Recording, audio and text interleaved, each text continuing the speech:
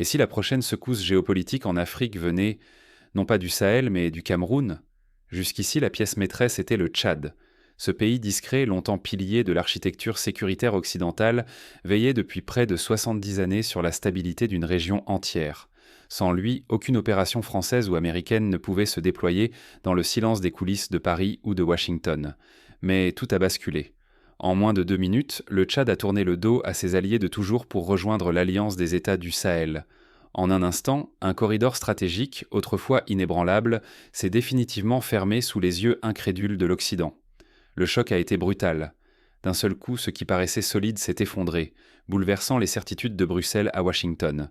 Sur les cartes, une ligne essentielle s'est effacée. Sur le terrain, les avions occidentaux n'avaient plus d'accès assuré, les réseaux d'écoute voyaient-on soudain leurs angles morts s'élargir. Ce n'est pas qu'une question de base militaire ou de survol interdit. Ce geste imprévisible du Tchad a redessiné tout l'équilibre du Sahel, verrouillant pour la première fois un immense bloc souverain du Mali au Niger jusqu'aux portes du golfe de Guinée. Désormais, tous les regards se tournent vers le Cameroun. Qui sera le prochain à bouger? Car l'inconnu est là. Le Cameroun, longtemps en retrait, se retrouve propulsé au centre du jeu, dernier verrou d'une région qui se réinvente. Le risque est énorme. Le Cameroun pourrait, à son tour, gagner en souveraineté et en influence. Mais il pourrait aussi devenir le nouveau champ de bataille des puissances, où s'entrechoquent instabilité, pression extérieure et lutte d'influence exacerbée. L'enjeu dépasse la sphère militaire. Il s'agit de l'accès aux ressources, de l'équilibre politique et de l'avenir de centaines de millions d'Africains. Leur sécurité, leur économie, leur identité même dépendent désormais du choix du Cameroun. Pour saisir l'ampleur du bouleversement, il faut d'abord revenir sur le rôle central du Tchad dans le dispositif sahélien et comprendre pourquoi son basculement a tout fait exploser. Comment le Tchad en est-il arrivé là et pourquoi ce revirement bouleverse-t-il toute la région? Pour le comprendre, il faut plonger dans l'histoire et les jeux d'alliance qui ont façonné l'Afrique centrale. Pendant près de 70 années, le Tchad semblait immuable.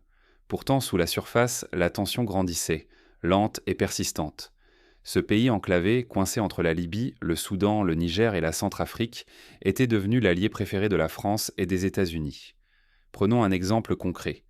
Lors de la crise libyenne en 2011, les forces françaises ont utilisé les bases tchadiennes pour surveiller et intervenir rapidement en Libye. Les avions de reconnaissance américains, quant à eux, opéraient depuis N'Djamena pour surveiller l'ensemble du Sahel. Cette coopération n'était pas qu'une alliance sur le papier.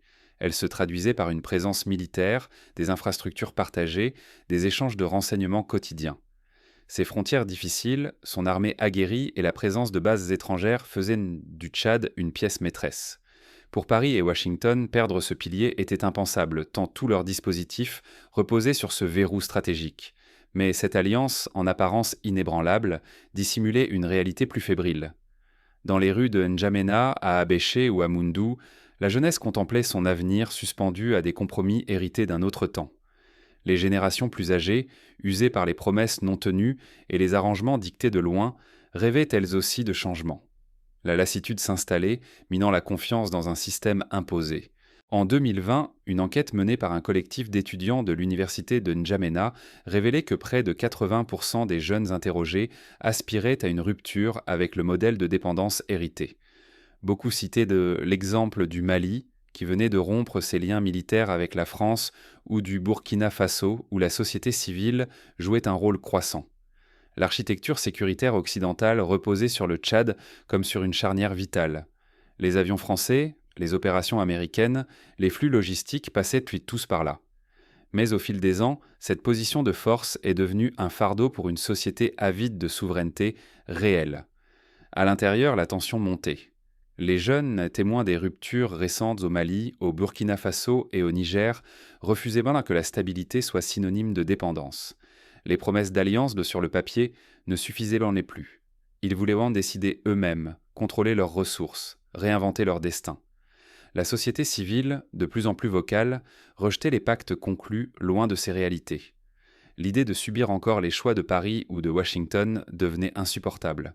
L'écart se creusait entre dirigeants et citoyens, nourrissant une colère sourde. Ignorer ces signaux d'alerte aurait été plus qu'imprudent. Le spectre d'une explosion sociale, voire d'un effondrement du dispositif occidental en Afrique centrale, menaçait l'équilibre fragile de la région. Les avertissements se multipliaient, mais les réponses tardaient à venir. C'est dans ce climat que tout a basculé. Lorsque le Tchad a rejoint l'Alliance des États du Sahel, ce n'est pas seulement l'équilibre militaire qui s'est effondré. Toute la carte du pouvoir africain s'en est trouvée bouleversée. Les schémas patiemment construits depuis des décennies ont volé en éclats. Désormais, souveraineté, économie et imaginaire collectif occupent le devant de la scène, reléguant les anciennes certitudes au passé. Le centre de gravité du continent se déplace. Désormais, c'est l'Orca, c'est le Cameroun qui devient le point de toutes les attentions et de toutes les incertitudes. Mais comment le Cameroun, longtemps resté dans l'ombre, s'est-il retrouvé propulsé au centre du jeu ? Les réponses se cachent dans les failles de l'ancien système et dans l'audace d'acteurs prêts à tout bouleverser. En un communiqué, tout a basculé, la carte du Sahel s'est redessinée d'un seul geste, effaçant des décennies de certitude. Pendant près de 70 ans, le Tchad avait été le pivot discret de la sécurité occidentale, garantissant un maillon essentiel jamais remis en question. Mais en quelques mots, ce centre de gravité s'est déplacé. Le Tchad a rompu avec des alliances jugées asphyxiantes, choisissant l'alliance des États du Sahel. Ce ras-le-bol, partagé par une génération entière, s'est transformé en rupture franche. L'aide promise, les militaires étrangers, les pactes de défense, pour la jeunesse, ils signifiaient soumission plus que protection. L'entrée du Tchad dans l'AES n'a pas simplement ajouté un drapeau. Elle a soudé le patchwork sahélien en un bloc solide, aux frontières continues du fleuve Sénégal jusqu'aux abords du Soudan. Un corridor fermé s'est dressé, soudainement imperméable à l'influence directe des puissances extérieures. Du jour au lendemain, les avions occidentaux ont perdu leur voie privilégiée. Les réseaux de renseignement se sont désagrégés. Surtout, la coordination des ressources, or, uranium, pétrole, a pris une envergure inédite, bouleversant Bruxelles comme Washington. La carte familière s'est obscurcie, les repères ont vacillé. Pourtant, le vrai choc n'a pas eu lieu dans les palais officiels. Il a frappé l'imagination de la jeunesse sahélienne et des pays voisins. Beaucoup y voient la preuve qu'un ordre imposé peut être renversé, que leur voix compte enfin. L'impact psychologique est immédiat. Sur les réseaux sociaux, dans les universités, dans les rues, une fierté nouvelle circule, celle d'oser refuser la dépendance, d'affirmer son destin malgré les risques et l'incertitude. On peut comparer ce basculement à celui survenu en Asie du Sud-Est dans les années 70, lorsque le Vietnam a réussi à imposer un nouveau rapport de force face aux puissances occidentales. L'effet domino qui s'en est suivi a transformé l'ensemble de la région, poussant le Cambodge et le Laos à repenser leurs alliances et à s'affirmer sur la scène internationale. Pour les puissances extérieures, c'est la perte d'un levier clé. Pour les populations, la possibilité de voir leurs désirs prendre forme. Mais ce souffle de souveraineté s'accompagne d'une question lancinante. Ce nouvel équilibre sera-t-il synonyme de stabilité ou bien le prélude à de nouveaux périls ? Mais alors que le Sahel se referme sur lui-même, un autre pays attire tous les regards. Le Cameroun, désormais en première ligne, doit choisir son camp sous une pression inédite. Le couloir tchadien est désormais clos. Mais la porte reste celle du Cameroun. Va-t-elle s'ouvrir sur l'inconnu ou demeurer scellée par la peur ? Douala retient son souffle, Yaoundé hésite, et partout la jeunesse scrute la frontière entre l'ancien monde et le nouveau. L'écho du Sahel, porteur d'espoir et de troubles, traverse les rues, attise les débats et aiguise la crainte d'un avenir à réécrire. Longtemps discret, le Cameroun devient aujourd'hui la pièce maîtresse de la région.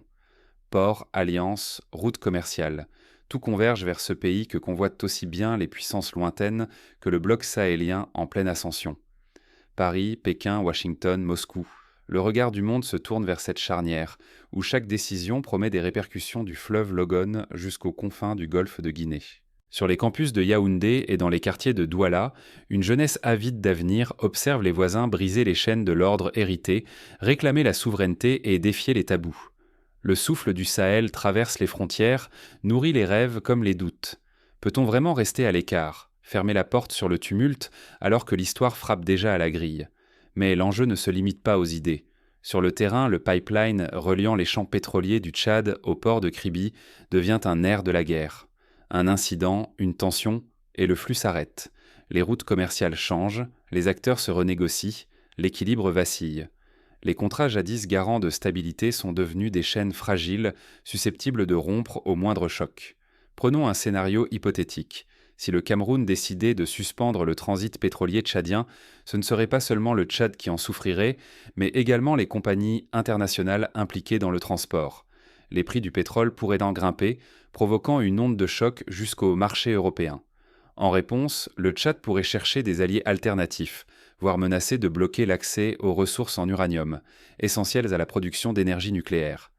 Si le Cameroun s'aligne sur l'alliance des États du Sahel, c'est l'Afrique centrale entière qui pourrait s'engager dans une recomposition fulgurante.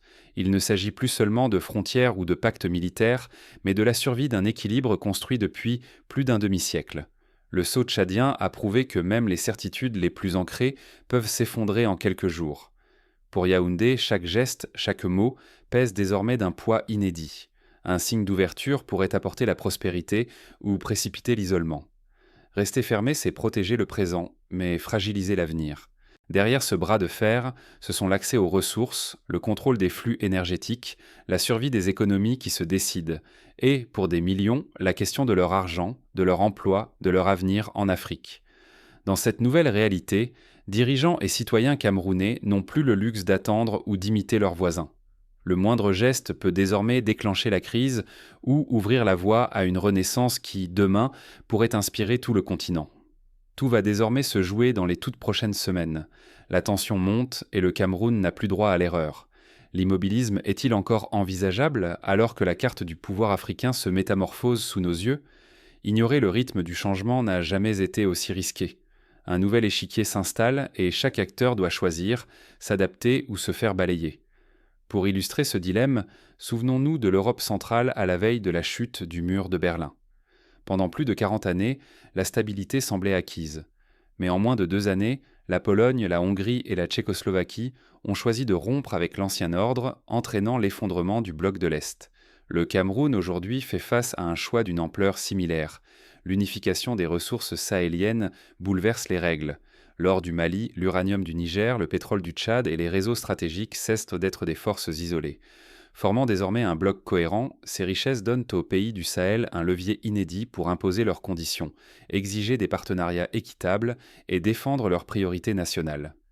Prenons l'exemple du Niger. Jusqu'en 2023, ce pays fournissait plus de 30% de l'uranium importé par la France. Après avoir rejoint l'Alliance des États du Sahel, le Niger a pu renégocier les contrats, exigeant des prix plus justes et un transfert de technologie. Cette réussite inspire aujourd'hui le Mali et le Tchad, qui envisagent de suivre la même voie pour l'or et le pétrole. La souveraineté ne se limite plus à un slogan politique. Elle devient un récit galvanisant, porté par une jeunesse qui transforme la rupture avec les anciens modèles en affirmation de dignité et de futur. Cet imaginaire collectif nourrit l'émergence d'une génération déterminée à maîtriser ses choix économiques, politiques et culturels. L'exemple tchadien est révélateur. Rompre avec des alliances forgées depuis près de 70 années, sans provoquer de chaos, relevait hier de l'impensable. Aujourd'hui, le Tchad a démontré que le rapport de force peut basculer en une nuit, et que les conséquences longtemps présentées comme fatales ne sont pas inévitables. Mais l'accélération du changement porte ses propres dangers. Plus la transition s'accélère, plus les risques de déstabilisation, de désinformation et d'ingérence extérieure augmentent. Les acteurs internationaux, sentant leurs intérêts menacés, multiplient les manœuvres pour brouiller les pistes et influencer l'opinion. Vigilance et lucidité deviennent des armes cruciales pour protéger la souveraineté et les acquis économiques de la région. Pour illustrer ces menaces, rappelons la crise ukrainienne de 2014. Les ingérences étrangères, la guerre de l'information et les campagnes de désinformation ont profondément déstabilisé le pays, rendant la reconstruction politique et économique extrêmement difficile. Le Cameroun doit tirer les leçons de cette expérience, anticiper les campagnes d'influence, renforcer l'éducation civique, développer des médias indépendants et sécuriser ses infrastructures stratégiques.